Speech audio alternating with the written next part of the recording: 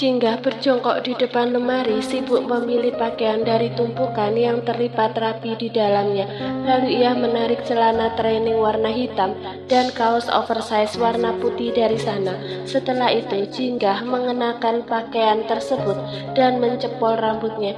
"Tunggu, kenapa kamu berpakaian seperti ini?" Jingga mengalihkan tatapannya dari refleksi dirinya di cermin ke arah Davin yang baru saja masuk kamar dan bertanya demikian.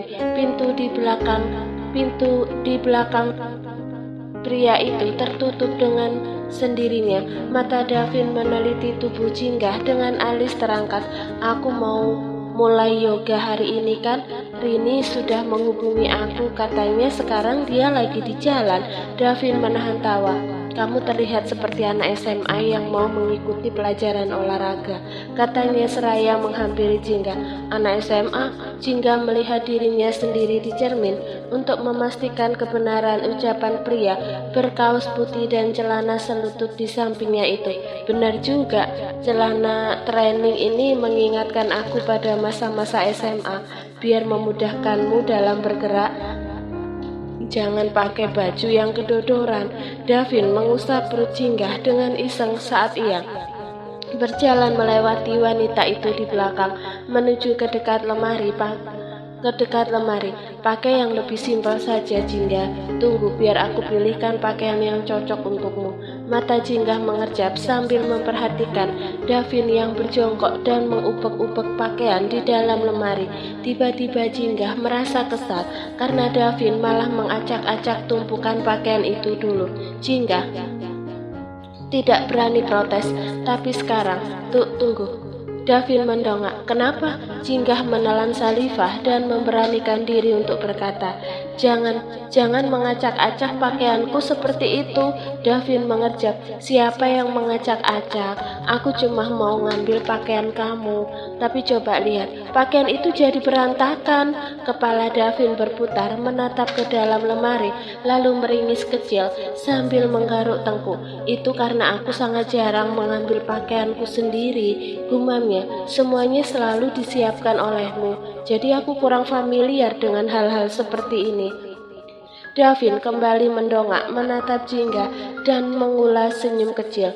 "Terima kasih, walau aku malu mengakuinya, tapi aku ketergantungan padamu dalam hal-hal kecil seperti ini." Jingga yang tadinya merasa kesal, seketika kekesalannya itu menguap dan lenyap. Kalimat terakhir Davin membuat Jingga merasa dirinya dibutuhkan, dan hal itu menimbulkan perasaan bahagia di dalam hatinya. "Nah, sekarang pakai ini." Davin berdiri, lalu menyerahkan tank top dan celana legging pendek yang sama-sama warna hitam. "Ini lebih cocok digunakan untukmu."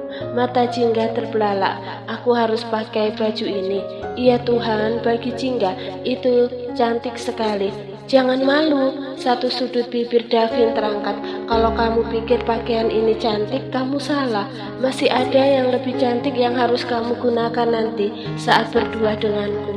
Jadi kamu harus terbiasa menggunakannya." Lalu Davin tertawa saat melihat pipi Jingga memerah seperti kepiting rebus. Bahu Davin sedikit terguncang. Ia menunduk mendekatkan wajahnya pada wajah Jingga, perlahan menatap mata wanita itu dengan tatapan menggoda. "Pipi kamu merah," bisik Davin dengan nakal. Jingga memelotot. Aku nggak malu," sergahnya berdusta. "Aku bisa kok pakai baju ini." Lantas ia buru-buru mengambil pakaian di tangan Davin dan menuju ke kamar mandi untuk ganti. Tidak, bukannya Jingga ngebet ingin memakai pakaian ini, tapi ia ingin segera menghindar dari Davin. Berada di dekat pria itu membuat jantungnya dalam bahaya. Jingga segera mengganti pakaiannya. Meski malu, tapi ia mencoba mendengarkan saran Davin. Lagi pula yang ia hadapi nanti adalah instruktur yoga, jadi pasti wanita itu sudah terbiasa melihat sesama wanita berpakaian cantik. Tank top dan celana legging di atas lutut, ia mencetak tubuh Jingga. Ia tidak nyaman sebab ia tidak pernah berpenampilan seperti ini di depan orang lain. Dengan ragu-ragu, Jingga keluar dari kamar mandi. Davin yang sedang duduk di tepian ranjang sambil memainkan ponsel mendongak. Dan seketika itu juga Davin berdiri dengan mata membulat, matanya terpaku pada Jingga. Dengan ekspresi menegang di wajahnya, merasa ditatap intens oleh Davin, Jingga jadi tidak percaya diri. Ia menutupi dengan kedua tangan yang menyilang. Apa wanita bernama Rini itu bilang padamu? Dia masih ada di mana sekarang? Tanya Davin dengan suara yang mendadak berat. Dia nggak bilang di mana tepatnya, cuma bilang lagi di jalan aja. Davin mendekat tanpa melepaskan tatapannya dari Jingga. Ia memeluk wanita itu dan membuat Jingga berjengit kaget. Aku tiba-tiba menginginkanmu sekarang, Jingga. Suara Davin serak, nafas hangatnya yang menerpa membuat Jingga meremang. Jingga gugup dan mengepalkan tangan. Ia tahu kemana arah ucapan Davin. Dev, tapi aku bisa melakukannya dengan cepat sebelum wanita itu datang. Sepertinya itu Mbak Rini. Aku harus ke depan. Davin tertunduk lesu. Jingga menyeret kakinya keluar dari kamar sambil menangkup pipi yang terasa panas. Berkali-kali ia menarik nafas dan mengembuskannya perlahan untuk meredakan gemuruh di dalam dadanya. Ternyata Arum sudah membukakan pintu. Kini Jingga melihat seorang wanita masuk ke rumah dengan senyuman ramah sambil menggendong ransel. Jingga terpana. Wanita itu cantik sekali, kulit wajahnya dan bersinar. Jingga yakin nyamuk saja akan kepleset Jingga hinggap di pipinya. Jingga menyambut wanita itu lalu mengenalkan diri. Sebelumnya mereka hanya berkomunikasi lewat pesan singkat. Wanita itu bernama Rini, instruktur yoga Jingga. Mulai hari ini dia kenalan temannya Davin. Setelah berbincang singkat sambil menyeruput teh yang disediakan Arum, Jingga lantas membawa Rini ke ruangan gym. Ruangan itu dipenuhi peralatan lengkap untuk fitness milik Davin sebelumnya. Jingga sempat memastikan Oliver anteng bersama Arum. Aku belum pernah yoga sebelumnya dan kaki aku juga masih dalam proses pemulihan, kata Jingga seraya membawa matras ungu dari sudut ruangan. Apa itu nggak masalah, Mbak? Rini tersenyum lebar. Ia mengeluarkan pakaian olahraganya dari ransel. Nggak masalah kok. Kita akan mulai beberapa gerakan yang akan menguatkan otot perut dan punggung. Gerakannya nggak perlu banyak menekan kaki, jawabnya. Ngomong-ngomong, aku boleh ikut ganti pakaian? Oh tentu, di sebelah sana. Jingga menunjuk ruangan khusus di salah satu sudut ruangan. Selain ruang ganti, di sana juga ada toilet. Oke, tunggu sebentar ya. Jingga mengangguk, lalu menggelar matrasnya. Ia bisa menilai selain cantik, Rini juga ternyata baik dan menyenangkan, sehingga Jingga tidak perlu merasa canggung. Jingga mengerjap, tiba-tiba ia berpikir, bagaimana jika Davin melihat penampilan Rini sekarang? Apa dia akan tergoda dan menyukainya? Mendadak hati Jingga diliputi perasaan cemas dan tidak rela. Bagaimana perasaanmu setelah latihan? Jingga mengelap keringat yang membanjiri wajah dan lehernya. Sekarang aku merasa tubuhku jauh lebih segar, tapi cukup lelah. Enggak apa-apa, itu hal biasa. Rini duduk berselonjor kaki dan meneguk air putih dalam botolnya sejenak. Beberapa hari ke depan, kamu akan merasa tubuh jadi agak kaku, tapi itu wajar kok untuk pemula. Asalkan kamu rajin berlatih, nanti tubuhmu akan mulai terbiasa. Jingga mengangguk sambil tersenyum. Terima kasih banyak Mbak untuk bimbingannya hari ini. Jingga merasa pikirannya lebih ringan dan perasaannya lebih tenang sekarang. Yoga bukan hanya melatih fisik, tapi sekaligus berlatih menenangkan pikiran. Ia harus berterima kasih pada Davin karena sudah memberinya saran olahraga ini setiap hari. Ngomong-ngomong tentang Davin, Jingga jadi ingat dengan kerisauannya yang ia rasakan sebelum yoga beberapa saat yang lalu. Pandangan Jingga kembali tertuju pada Rini. Jingga iri dengan kecantikan dan bentuk tubuhnya. Andai ia secantik itu dan memiliki bentuk tubuh yang ideal, Jingga pasti akan merasa semakin percaya diri. Jingga masih di dalam. Betul Pak Davin, saya rasa latihannya baru selesai. Baik. Jinggah menegakkan punggung begitu ia mendengar percakapan Davin dan Arun. Di luar sana kini terdengar derap langkah kaki yang mendekat. Itu pasti Davin, pikir Jinggah. Ada apa dia kemari? Mata Jinggah menatap Rini dan pintu yang tertutup bergantian. Tiba-tiba perasaan tidak rela menyelinap di dalam hatinya. Ia tidak ingin Davin melihat tubuh wanita lain, apalagi jika wanita itu memiliki bentuk tubuh bagus dan berpenampilan cantik seperti Rini sekarang. Jinggah berdiri, menyeret langkah menuju pintu. Untuk sekali ini saja Jinggah ingin serakah. Ia ingin Davin hanya melihatnya seorang. Setidaknya saat pria itu ada di dalam rumah, karena saat di luar rumah Jinggah yakin Davin akan bertemu dengan banyak wanita.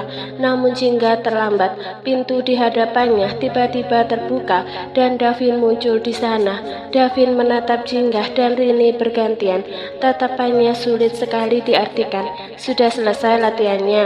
Tanya Davin seraya menatap Jinggah. Sudah, Jinggah mengangguk. Bagaimana? Kamu baik-baik saja? Aku baik-baik saja, gumam Jinggah sambil menahan perasaannya yang tiba-tiba gelisah. Davin kemudian menatap Rini yang menghampiri mereka.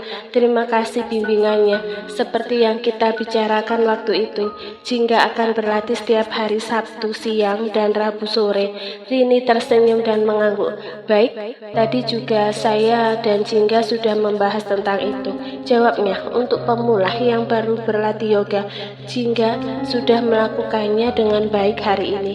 Sudut mata Jinggah menangkap. Ia penasaran bagaimana perasaan Davin saat melihatnya. Jinggah tidak berani mendongak. Ia takut melihat ekspresi Davin yang mungkin saja tertarik pada wanita di sampingnya ini. Bukankah bentuk seperti Rini menjadi idaman di kalangan pria? Hati Jinggah tiba-tiba disusupi perasaan asing. Entah bagaimana mendeskripsikannya. Hanya saja Jinggah kesal dan tidak suka. Jinggah sadar bahwa ia tidak berhak merasa tidak suka saat Davin melihat wanita lain. Bukankah Davin bukan miliknya? Aku ingin bicara denganmu sebentar, kata Davin seraya menggenggam tangan Jinggah dan menariknya keluar dari ruangan itu. Aku baru saja mendapat telepon dari kantor. Tiba-tiba ada masalah yang terjadi, jadi aku harus segera pergi ke kantor. Sekarang juga? Sekarang juga. Jinggah diam sejenak lalu mengangguk. Ia mengerti bagaimana pentingnya posisi Davin di perusahaan. Baiklah, kalau begitu hati-hati di jalan. Aku akan pulang secepatnya kalau masalah di kantor sudah selesai, kata Davin sebelum akhirnya memeluk Jinggah dan menghadiahi ciuman mesra. Membuat Jinggah tertegun. Aku pergi. Jinggah sedang duduk merenung saat Amarilis tiba-tiba datang ke rumah. Gadis itu tersenyum lebar kala melihat Jinggah berjalan menghampirinya. Dengan langkah seimbang melihat senyuman tulus di wajah Amarilis, hati Jinggah terenyuh dan bahagia. Aku seneng banget lihat kondisi Kak Jinggah sekarang. Rasanya benar-benar seperti mimpi. Mata Amarilis berkaca-kaca sambil memeluk Jinggah. Jinggah tersenyum kecil. Tangannya mengusap-usap punggung adik iparnya itu dengan lembut. Aku juga masih merasa seperti mimpi. Ini semua berkat kakak kamu, timpalnya. Jadi kapan kamu sampai di Jakarta? Kemarin sore. Amarilis melepas pelukannya dan mengangkat bingkisan di tangannya. Tebak aku bawa apa? Jinggah menatap goodie bag warna krem di tangan Amarilis dengan kening berkerut menggeleng. Sayang sekali, aku nggak bisa menebak apa isinya. Keduanya meninggalkan pintu dan menuju dapur. Amarilis berkata dengan semangat, aku bawa soto Betawi tahu. Soto Betawi? Mas Davin pernah bilang kalau Kak Jinggah suka soto Betawi. Jadi saat di London, aku ingin cepat-cepat pulang buat nyobain makanan ini bareng kakak. Amarilis tersenyum lebar dan menaruh goodie bag itu di meja makan. Di mana Mas Davin? Dia lagi di kantor, katanya ada masalah yang harus dia selesaikan. Jinggah mengambil 2 mangkok dari rak. Iya, nggak bisa makan bareng-bareng dong. Aku beli 4 kantong nih buat Arum 1. Kebetulan sekali, perutku sedang lapar sekarang. Jinggah tersenyum. Buat Davin kita simpan saja, aku hangatkan kalau dia pulang nanti. Bibi juga lagi ke minimarket dulu sebentar. Baiklah, kita makan berdua saja kalau begitu. Amarilis akan duduk di kursi saat ia tiba-tiba teringat sesuatu. Oh, di mana keponakan aku? Aku kangen banget sama Oliver. Oliver lagi tidur siang di kamar. Sepertinya kamu harus bersabar sampai nunggu dia bangun nanti. Jingga terkekeh kecil. Amarilis tampak kecewa. Ya, baiklah.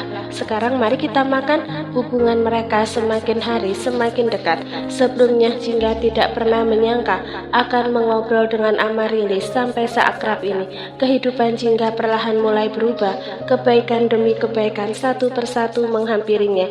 Jingga menyantap makanannya sambil mendengarkan cerita Amarilis tentang kehidupannya di London. Namun, pikiran Jingga tidak fokus, hatinya masih diliputi kekhawatiran dan gelisah. Rini hanya salah satu wanita cantik dan sempurna yang Davin temui. Jingga yakin di luar sana banyak Rini-Rini yang lain. Selesai menghabiskan makanannya, Jingga dan Amarilis menonton televisi, tapi tatapan Jingga tampak kosong. Lagi ada masalah ya? Celetuk Amarilis sambil mengunyah keripik kentang. Enggak kok, memangnya aku terlihat seperti ada masalah ya? Begitulah, aku baik-baik saja. Jingga menghela nafas berat. Ia menghindari tatapan Amarilis yang menatapnya dengan curiga. Lalu ponsel Jingga terdengar berdering. Alih-alih mengambil ponsel, Jingga malah mengambil remote dan menggerakkan ibu jarinya seperti yang ia lakukan saat mengangkat panggilan. Oh, di mana HP aku? Jingga linglung. Dan ia baru menyadari ponselnya ada dalam genggaman tangannya yang lain, tapi deringan itu sudah terhenti. Ia melihat ada panggilan tak terjawab dari Khalil. Kak Jingga nggak baik-baik aja. Amarilis bersedekap dada. Jangan bohong sama aku. Sikap Kak Jingga barusan jelas banget kok. Jingga meringis kecil. Sebenarnya aku ingin cerita, tapi aku malu. Kalau gitu aku akan tutup mata saat Kak Jingga cerita. Tangan Amarilis menutup kedua matanya yang membuat Jingga terkekeh-kekeh. Baiklah, aku akan cerita, tapi jangan menutup mata kamu, ucap Jingga akhirnya. Lalu setelah itu cerita yang cukup panjang mengalir dari mulutnya. Jingga menceritakan keresahan hatinya setelah ia bertemu dengan Rini tadi. Dan Amarilis mendengarkan dengan seksama tanpa menyela. Setelah Jingga selesai bercerita, Amarilis tersenyum. Kak Jingga juga cantik kok. Hah? Tapi gadis berusia 21 tahun itu bersedekap dada sambil memperhatikan Jingga. Hanya perlu sedikit polesan saja. Penampilan kakak juga perlu sedikit diubah. Apa diubah? Jingga mengerjak.